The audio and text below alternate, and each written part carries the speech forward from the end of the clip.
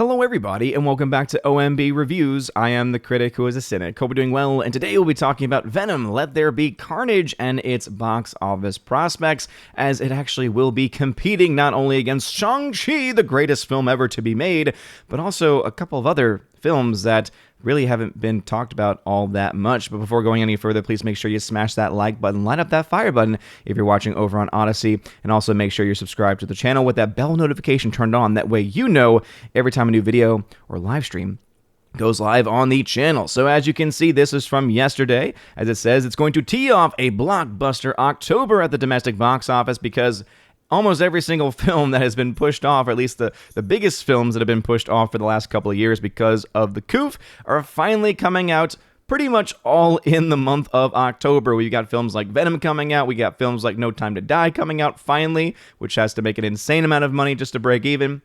And you also have films like Dune expected to come out towards the end of the month. You all know that out of all those films, I'm definitely much more hyped for Dune, because I am a big fan of Denis Villeneuve, who is still, I think, one of the best modern filmmakers in today's world. But today, we're talking specifically about Venom, Let There Be Carnage, and what it is expected to make at the box office, as not only do we have the early projections of what the film is set to make, as there have been some people that have been able to actually already see this film, as well as people have actually already been able to see No Time to Die. I think even people like Jeremy Jahns have been able to see No Time to Die, and actually he's getting pretty positive about it, so we'll have to wait and see. It looks like the marketing campaign for that film might be the death knell. We'll have to, of course, wait and see if there's going to be a positive word-of-mouth campaign for not this Friday, but next Friday, enough to be able to get it to the 750 plus it needs to break even. But again, we'll cover that another time. But when it comes to Venom, Let There Be Carnage, this is a film that we finally actually have a production budget for.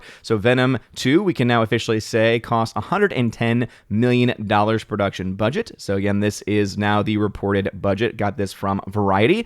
And so again, this is the reported budget from them, meaning that typical marketing costs would have the entire cost, or the total cost of the film, be roughly around $165 million. We can assume that this number is probably going to be a little bit higher, only because you've delayed the film for so long, meaning that you at one point promoted it for one date, and then you had to change your mind and then promote it for another date.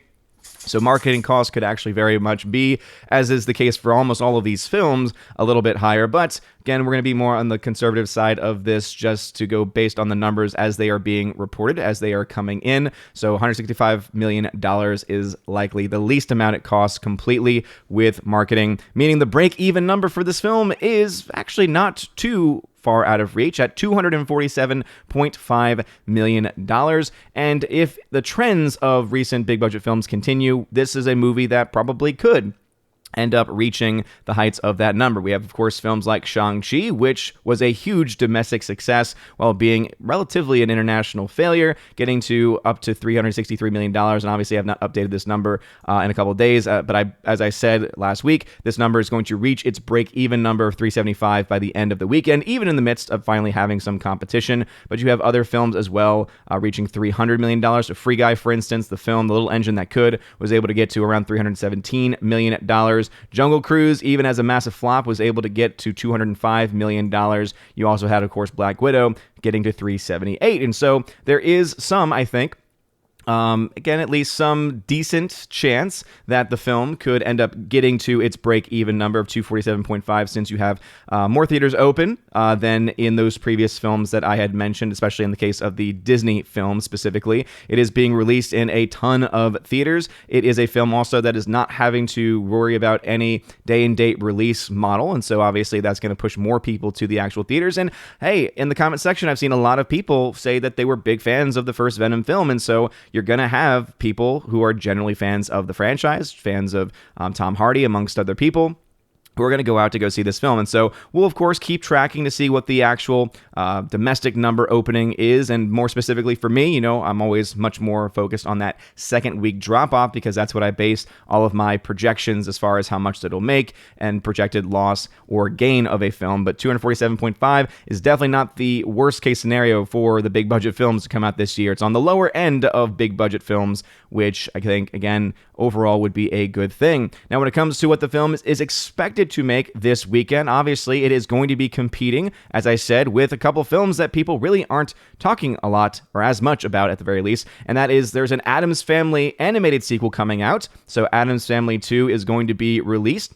It'll also be available in homes as well. So that day and date release, especially when you talk about families, is I think going to have an impact on the numbers that this film does at the box office. I don't think it's going to be nearly as successful because it's going to be available for PVOD, $20 for a 48-hour PVOD availability. Again, if you have a family, a lot of kids, you might want to just rather stay at home and not worry about having to deal with, going to the theater and the popcorn and the, incredible expense. For families, it makes a lot of sense. I had $20 PVOD for a single person, right, just watching it alone. That's a ridiculous amount of money. But for a family, it actually makes a ton of sense because you are saving so much money, like almost hundreds of dollars on going out to an actual physical theater in that case. And so I think that Addams Family 2 number is probably going to be very much impacted by that for that very reason. Also, you have The Many Saints of Newark, which is going to be in theaters as well. Also, of course, available on HBO Max. And so that, again, HBO Max for free number is going to have an impact on it. They're expected to do, as it says there, single-digit millions. So, again, kind of seems to make some sense there for that. Whereas it says for Addams Family 2, teen millions. Apparently, that's now an expression in the world. Teen millions. So, a little over $10 million is what that's expected to be at this point. As it says here, talking at least about the first Venom film. The first Venom film, even though the critics hated it, had a B+ cinema score, which we remember is complete trash. And unfortunately, there are no other metrics that they can really go by here as far as how audiences actually felt. However, Venom did make over $200 million domestically and $856 million worldwide, which definitely led to that being a financial success. And so we'll probably not see this film get to the same levels of the first Venom film just because of the state of the world that we are in. But the film is expected to make as many, tracking. Again, experts are saying probably around 60 million plus is what the range is for the domestic opening for this movie, whereas Sony is actually undercutting this film a bit, estimating that the film's going to cost instead around $40 million, or rather it's going to only make around $40 million. And so it'll be interesting to see exactly who ends up being correct there, because obviously studios are going to want to undercut their films, because if the film performs better, then obviously they say, oh, look, our movie's overperforming, this is awesome, right? It's able to, spin the narrative that way. And if it somehow undercuts the 40 million, at that point, you're looking at a film that's in a pretty fair amount of trouble. As we had talked about the other day, by looking at the Box Office Pro numbers, remember for them, they also do the box office tracking of different films. What we were able to see from that is the range that they gave for the film Venom was around $45 to $65 million. And so based on then this article here, it seems that they are actually leaning more towards having it make around $60 to $65 million.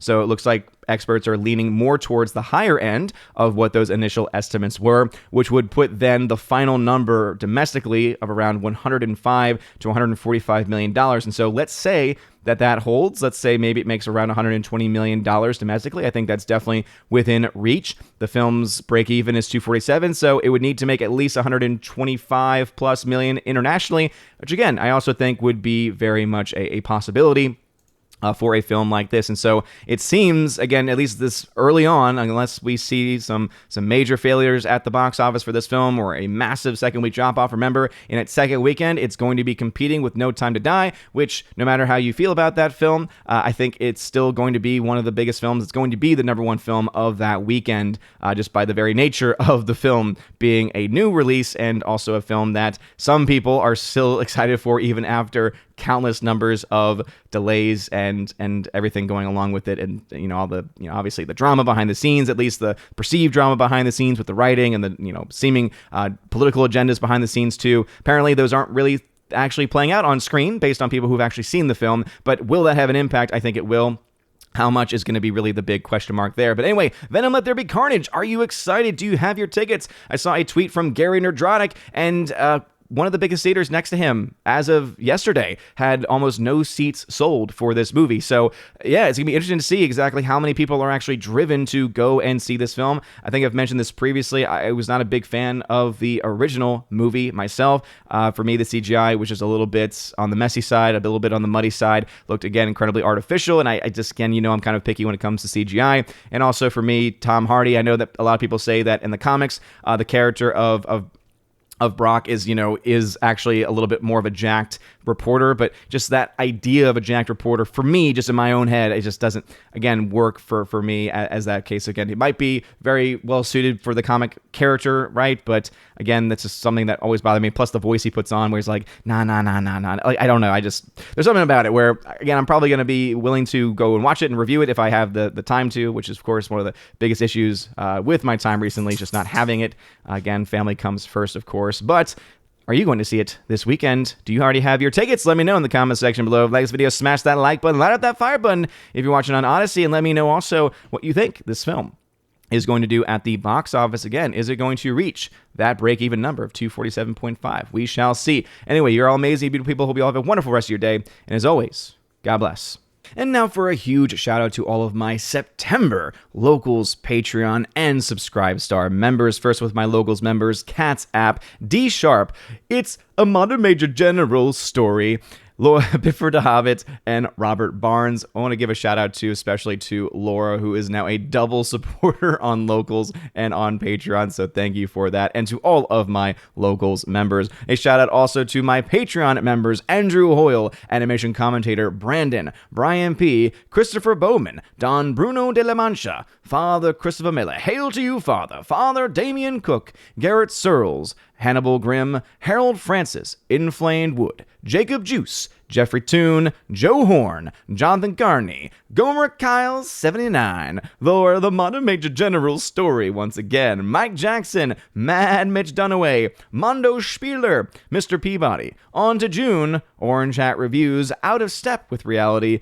Priscilla Hall, Rosetta Ullen, Teresa Martin, Theodore Bendon, Tina Bojan, and Tina B., the Empress of the Universe. And a shout out also to my Subscribe Star members, The R, Fast Reaction, Nosferatu Gatsu, John B., Perpetual Punster, Mr. Roy, Glinzer, J. Alex McCarthy Jr., Dean Heiss / the new number 2, J-Rod the Beer Guru, and ZK Man. Thank you all very much for supporting the channel.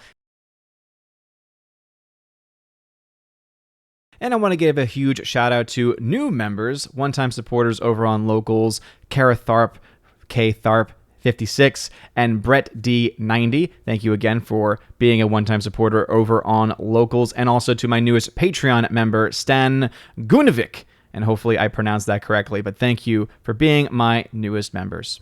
It really does mean a lot. And if you want to have your name shouted out at the end of every single video or live stream on the main channel, please check out the links in the description below, specifically that top link, which will bring you to all of the links to my various social media pages and also places of support as well. And remember that if you join at the Army of Asgard level, you also get access to giveaways of 4K titles. Right now, I have a live giveaway of Snatch on 4K Steelbook. I've also got ones for Dread, Wrath of Man Blu-ray. I've also got A Quiet Place Part 2 on 4K. I've got Top Gun on 4K, Sicario on 4K, tons of films and more to come, especially as more films are getting released for those giveaways. At the Keeper of the Bifrost level, you get all of that, plus you get access to an exclusive podcast that I do with John the Flick Pick Flickinger. Not only do you get to listen to the podcast, you also get to ask questions that we answer as much as we can and as fully as we can in a much more, I guess you could say, uncensored way, but again, a much more free-flowing way for our members over there at the Keeper of the Bifrost level above. And if you join the Chosen of Valhalla level, you get access to all of those things, plus in your first month, you get a free t-shirt, your choice, and I send it to you no matter where you are in the world. And also, you get to once a month be featured on the channel in the Chosen